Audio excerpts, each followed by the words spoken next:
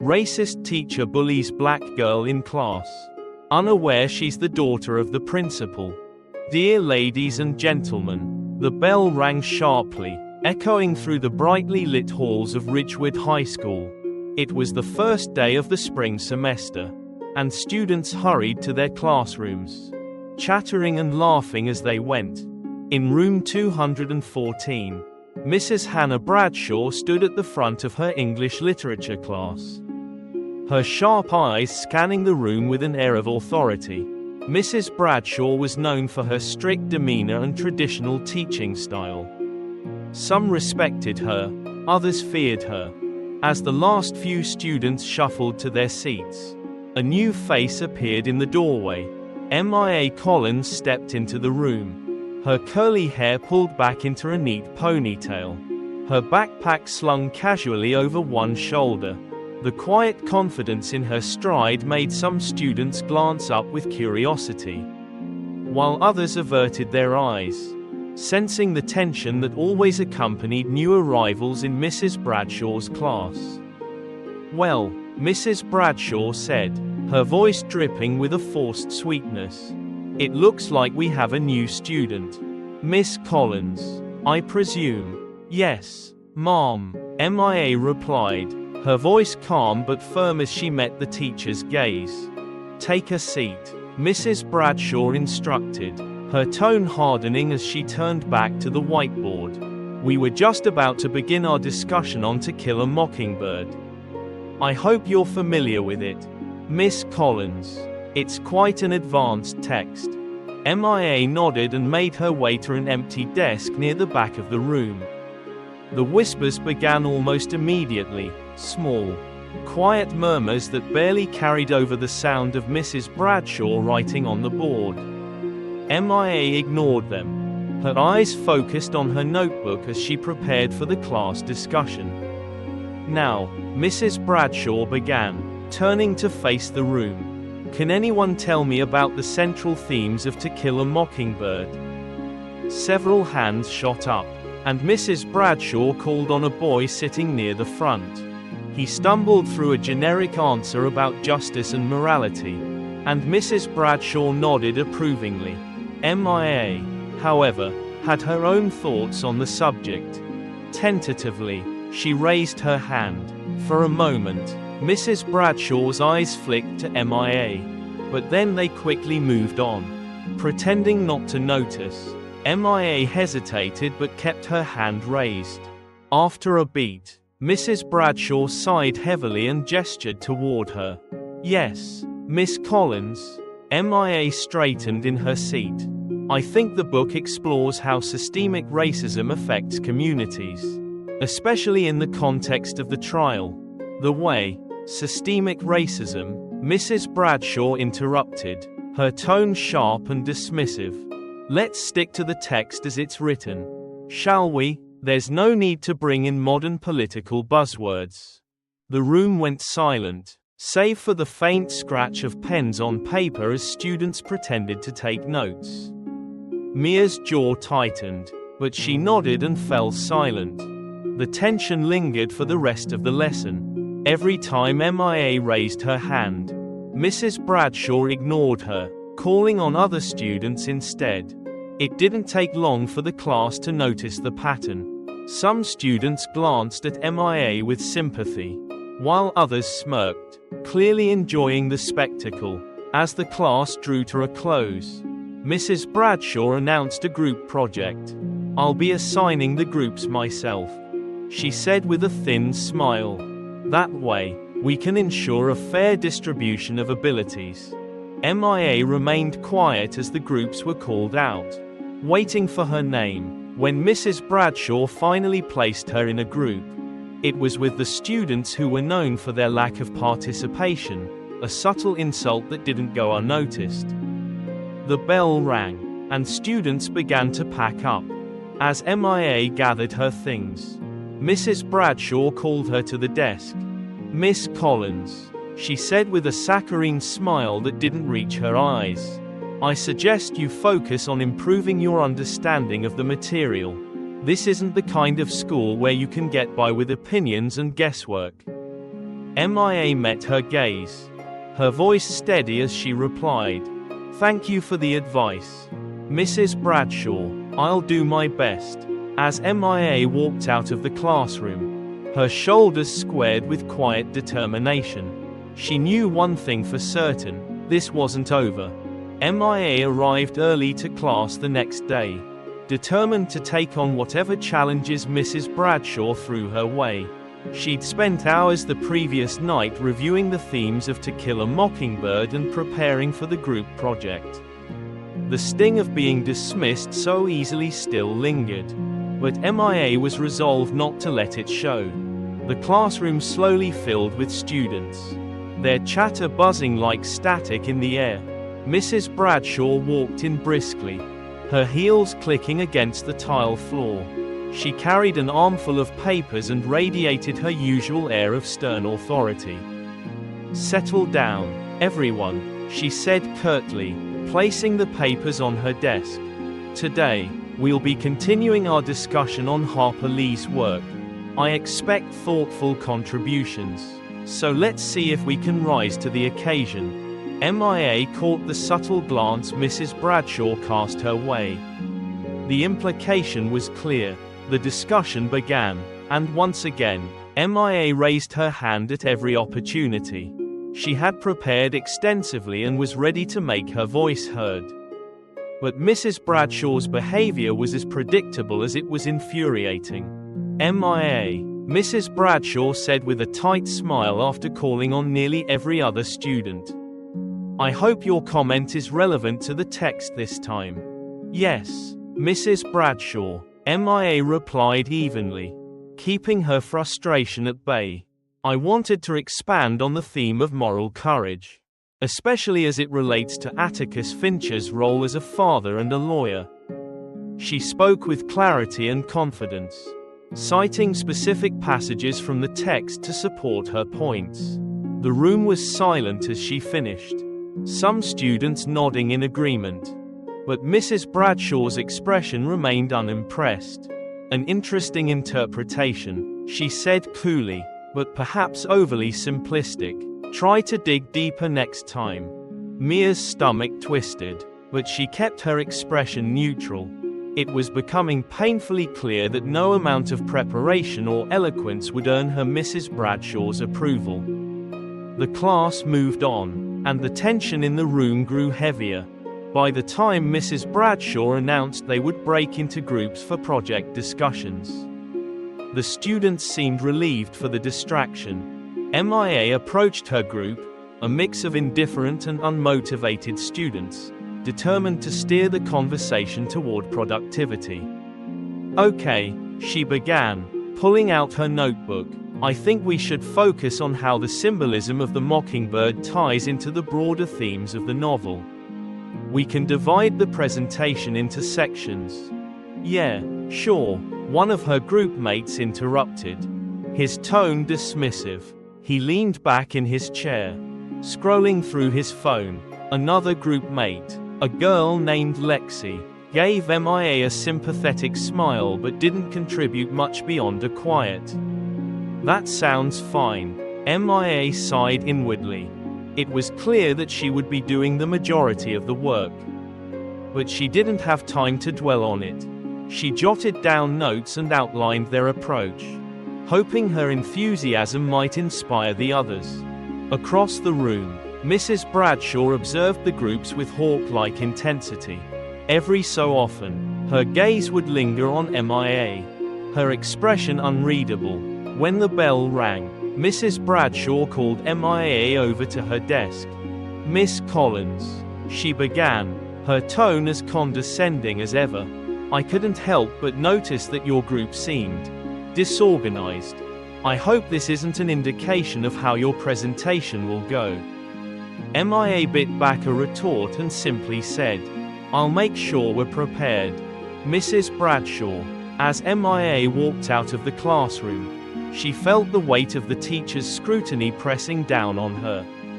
But she refused to crumble.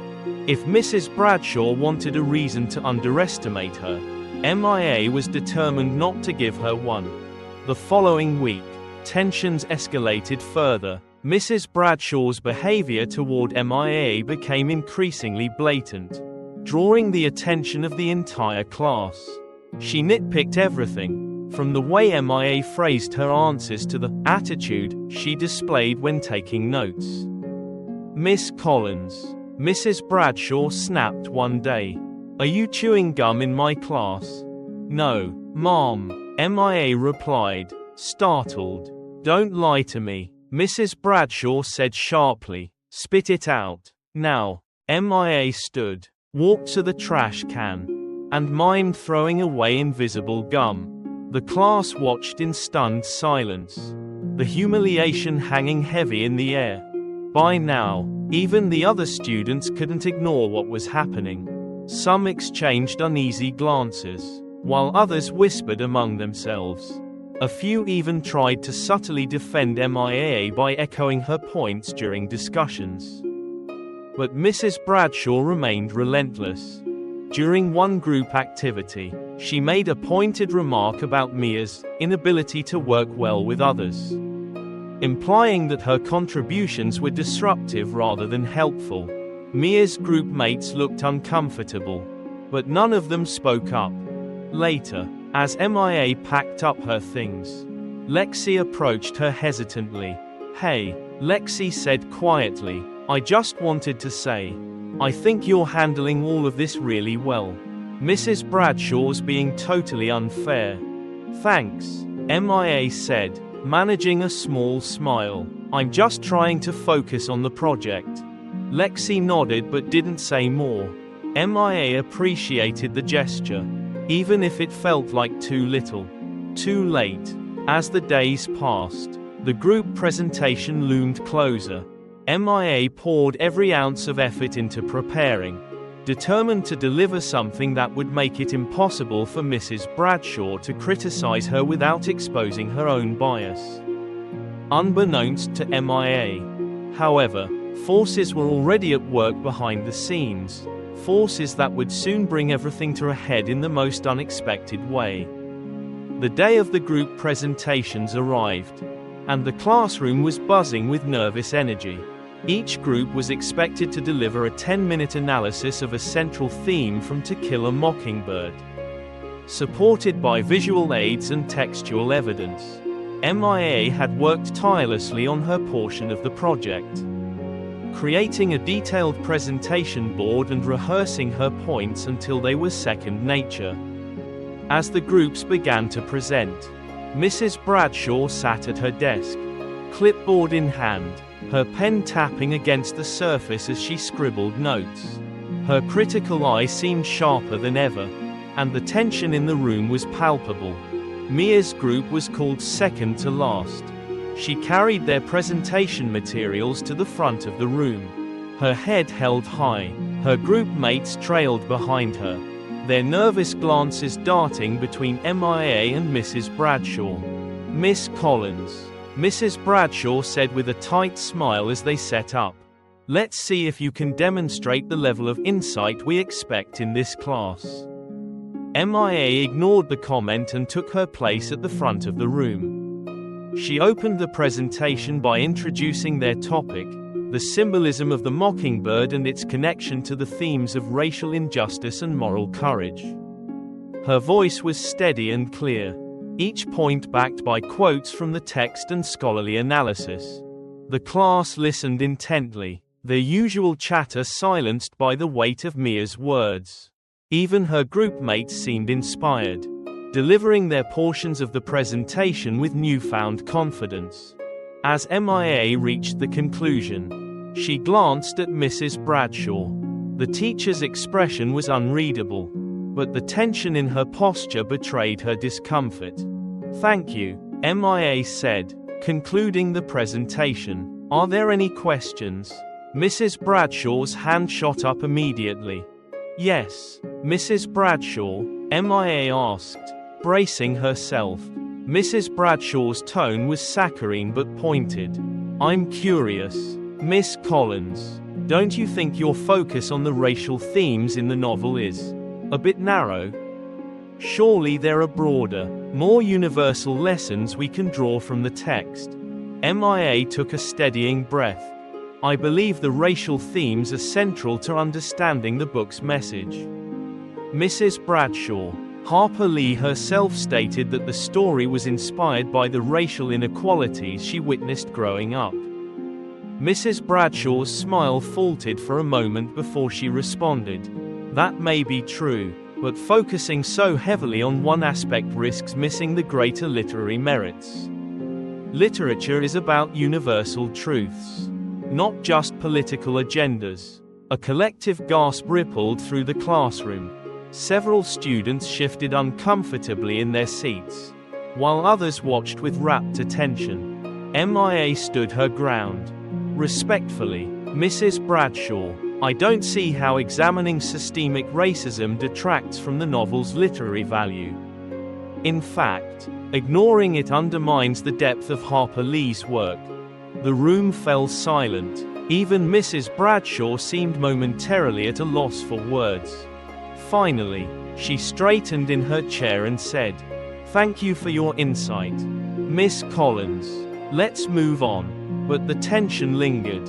That afternoon, as students filed out of the classroom, Mrs. Bradshaw called out, "Miss Collins, a word." MIA approached the desk cautiously, her expression neutral. "While your presentation was thorough," Mrs. Bradshaw began, her tone clipped, "I hope you understand the importance of presenting a balanced perspective.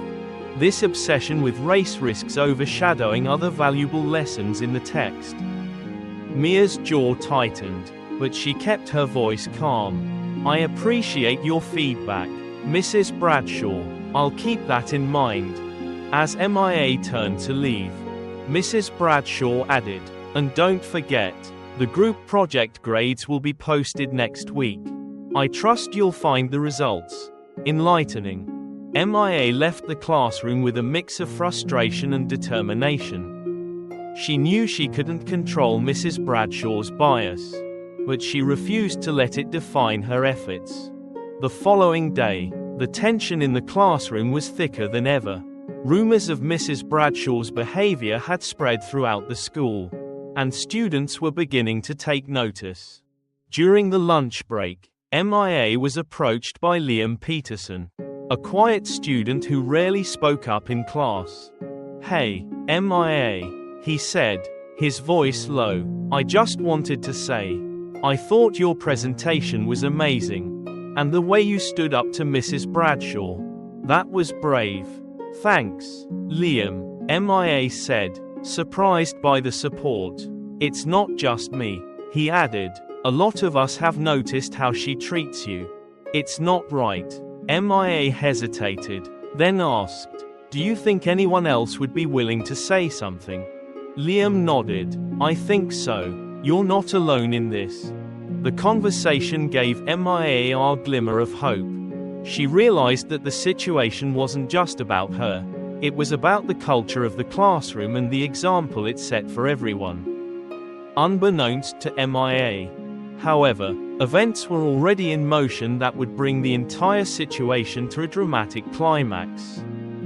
The next morning, as the class prepared for their final discussion on To Kill a Mockingbird, the door opened unexpectedly. Standing in the doorway was Mr. Thomas Collins, the school's principal, and Mia's father. The room fell silent as he stepped inside, his calm demeanor masking the storm brewing beneath the surface. "Good morning, Mrs. Bradshaw," he said, his voice even. "May I have a word with you?" Mrs. Bradshaw's expression flickered with surprise, then confusion. "Of course, Mr. Collins. To what do I owe the pleasure?" Mr. Collins's gaze shifted briefly to MIA, then back to Mrs. Bradshaw. "I think it's time we discussed some concerns that have been brought to my attention. Let's step outside." The entire class watched in stunned silence as Mrs. Bradshaw followed Mr. Collins into the hallway. The door closed behind them, leaving an air of anticipation hanging in the room. MIA sat quietly at her desk, her heart pounding. She had no idea what was about to happen, but she knew one thing for certain: Change was coming. The hallway outside room 214 was silent except for the low murmur of voices. Inside the classroom, the tension was thick enough to cut with a knife. Students exchanged glances, their whispers barely audible. Everyone was trying to guess what Principal Collins and Mrs. Bradshaw were discussing. MIA sat still, her hands folded on her desk, her mind racing. She had no idea what her father planned to say or how Mrs. Bradshaw would react. But a small part of her hoped that this would finally be the moment things changed. Outside, Mrs. Bradshaw stood stiffly, her hands clasped tightly in front of her as Mr. Collins began to speak. "Mrs. Bradshaw," he started, his tone calm but carrying a weight that made her shift uncomfortably. "It's come to my attention that there have been several concerns raised about your behavior in class, particularly regarding one of your students, MIA Collins." Mrs. Bradshaw blinked in surprise, then quickly recovered. "Mr. Collins, I assure you, any concerns about my teaching are unfounded. I hold all my students to the same high standards." Mr. Collins tilted his head slightly, his expression unreadable. "I see. So you're saying there's no validity to the reports of unfair treatment, dismissive behavior, or comments that could be interpreted as discriminatory?" Mrs. Bradshaw's face reddened slightly, but she held her ground.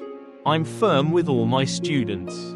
If Miss Collins has taken issue with my teaching style, it's likely because she's not accustomed to the level of rigor we expect here at Ridgewood High." A muscle tightened in Mr. Collins's jaw, but his voice remained steady. "Mrs. Bradshaw, MIA is an exceptional student, and I can personally attest to her academic capabilities. But this isn't just about MIA, it's about the environment you've created in your classroom." Several students have come forward, expressing concerns about how they've witnessed you treating her. Mrs. Bradshaw opened her mouth to respond, but Mr. Collins held up a hand. "I'm not here to debate your teaching methods," he continued. "I'm here to address the very real impact your actions have had on my daughter and her classmates. Let me be clear, discrimination in any form is unacceptable, and it will not be tolerated at this school." Mrs. Bradshaw's composure began to crack. "Mr. Collins," she said, her voice trembling slightly, "I never intended to discriminate against anyone. If my actions have been misinterpreted, this isn't about intentions." "Mrs. Bradshaw," Mr. Collins interrupted, his voice firm, "it's about impact. Your words and actions have created a hostile environment for one of your students, and that is unacceptable." The hallway fell silent as Mrs. Bradshaw struggled to formulate a response. Inside the classroom, the door suddenly opened, and Mr. Collins stepped back inside. His presence commanded immediate attention, and the room fell silent. "Good morning, class," he said, his voice calm but authoritative. "I want to take a moment to address something important." He glanced around the room, his eyes meeting those of each student before continuing. "Education is meant to be a place of growth, understanding, and mutual respect, but sometimes we fall short of those ideals. When that happens, it's our responsibility to acknowledge the problem and work toward a solution." Mrs. Bradshaw stepped back into the room, her face pale. She stood near her desk, her hands clasped tightly in front of her. Mr. Collins's gaze shifted to her briefly before turning back to the class. "It's come to my attention that there have been instances in this classroom that don't align with the values we uphold at Ridgewood High. Moving forward, we will be implementing new initiatives to ensure that all students feel heard and respected in their learning environment." The students exchanged glances, their curiosity piqued. "I'd also like to commend those who have had the courage to speak up. Mr. Collins added, his eyes lingering on MIA for a moment.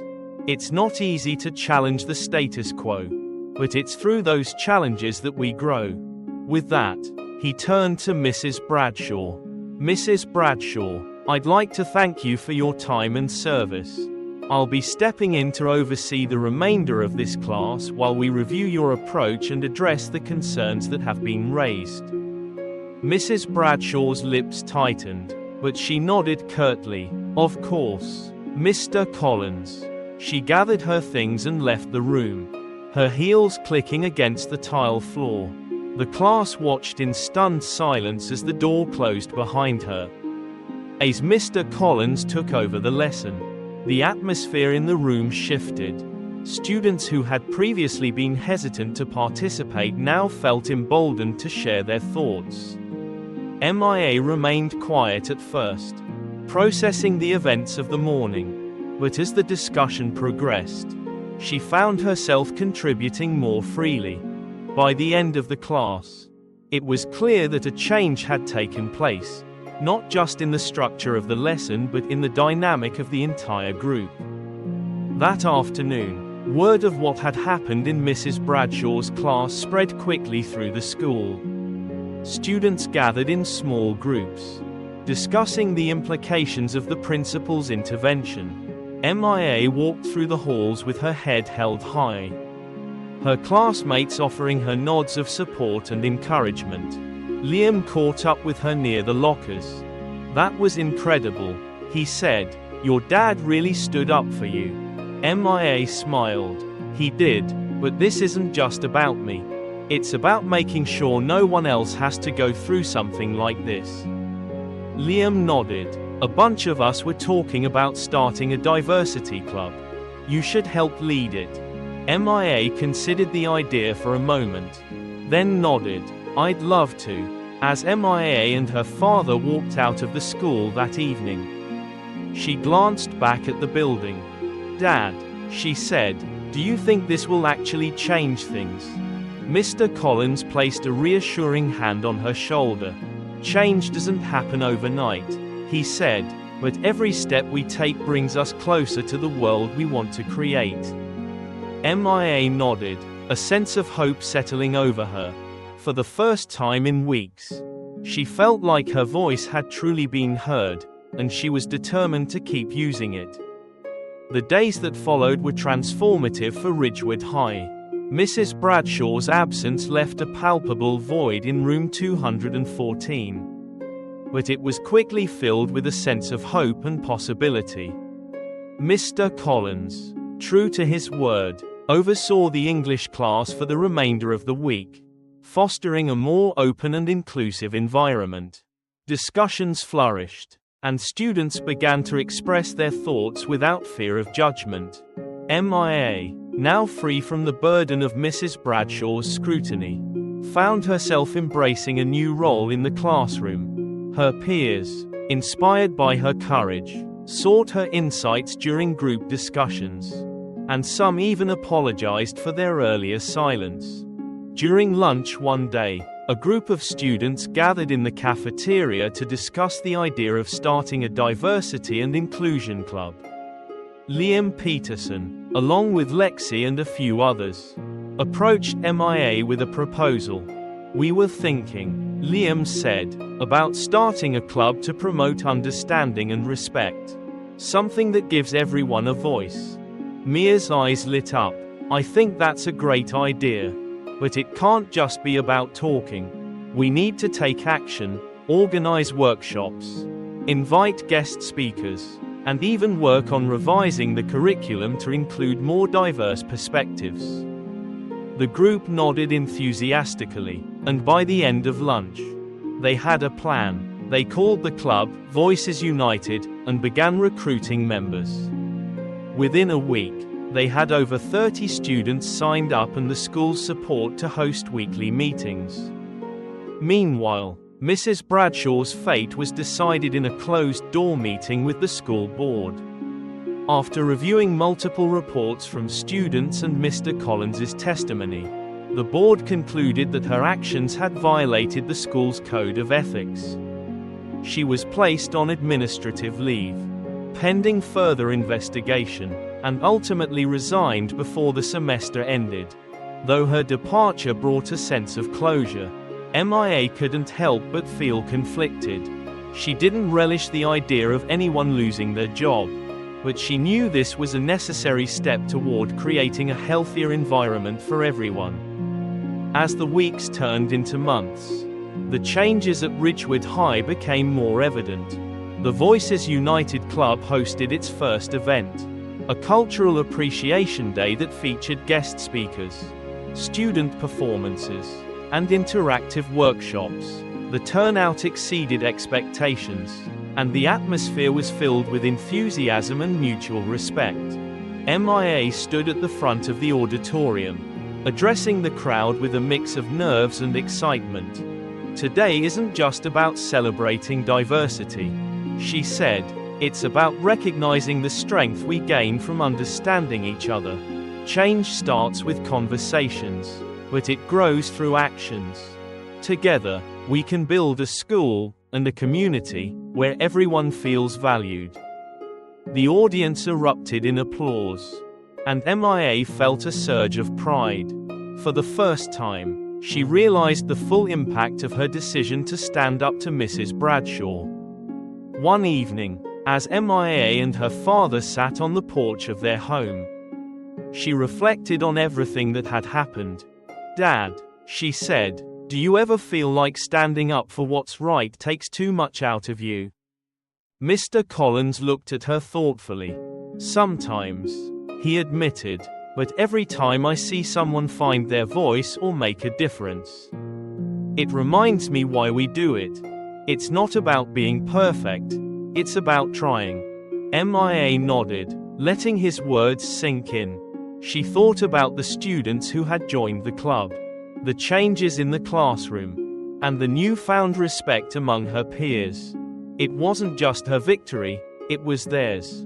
By the end of the semester, Ridgewood High had undergone a noticeable transformation.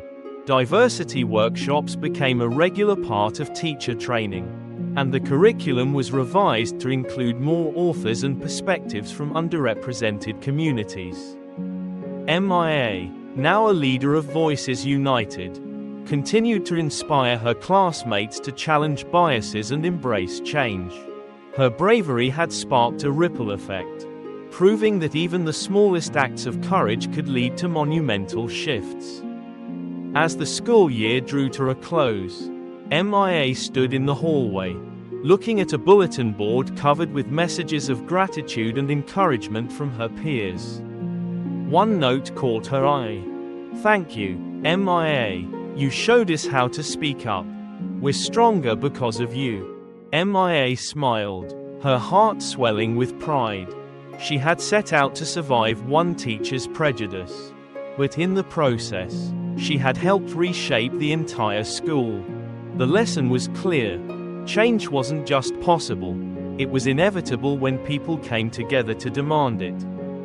Years later, MIA would look back on her time at Ridgewood High as the foundation for a lifelong commitment to justice and equality.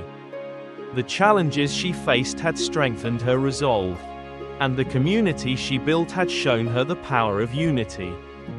Ridgewood High continued to thrive, its halls filled with voices that refused to be silenced, and at the heart of it all was a lesson that would echo for generations. The courage to stand up for what's right can change the world.